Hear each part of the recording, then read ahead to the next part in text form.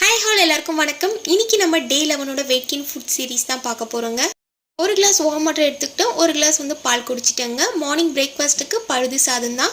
சாதத்தை மிக்சியில் போட்டு அரைச்சி கொஞ்சம் தயிர் ஊற்றி மார்னிங் பிரேக்ஃபாஸ்ட்டுக்கு பழுது எடுத்துக்கிட்டேன். பிரேக்ஃபாஸ்ட்டு முடிச்சுட்டு 1/2 hour கழிச்சு ஒரு கைப்பிடி அளவுக்கு வேர்க்கடலை சாப்பிட்டாச்சு.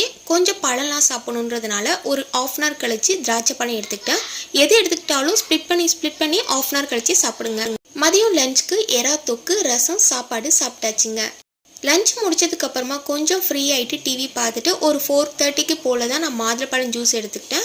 ஈவினிங்க்கு பால் எடுத்துக்கல, மாதுளப்பழம் ஜூஸ் எடுத்துக்கிட்டேன். மார்னிங் பச்சை பட்டாணி ஊற வச்சுட்டேன். ஸோ அதை சுண்டல் மசாலா மாதிரி செஞ்சு ஈவினிங் டைம் ஸ்நாக்ஸாக எடுத்தாச்சு. வெயிட் கெயின் பண்ணணும்னு நினைக்கிறீங்கன்னா பயிறு வகைகளை அதிகமாக சாப்பிடுங்க. இதில் முக்கியமாக கருப்பு மூக்கடலை எடுத்துக்கோங்க, ஈஸியாக வெயிட்டை ஏற்ற முடியும். நைட்டு டின்னருக்கு 2 இட்லி சாம்பார் சாப்பிட்டாச்சுங்க. 1/2 hour கழிச்சு செவ்வாழை சாப்பிட்டுட்டேன். அவ்வளோதாங்க, நான் வெயிட் கெயின் பண்ணி எடுத்துக்கிட்ட ஃபுட். தேங்க்யூ.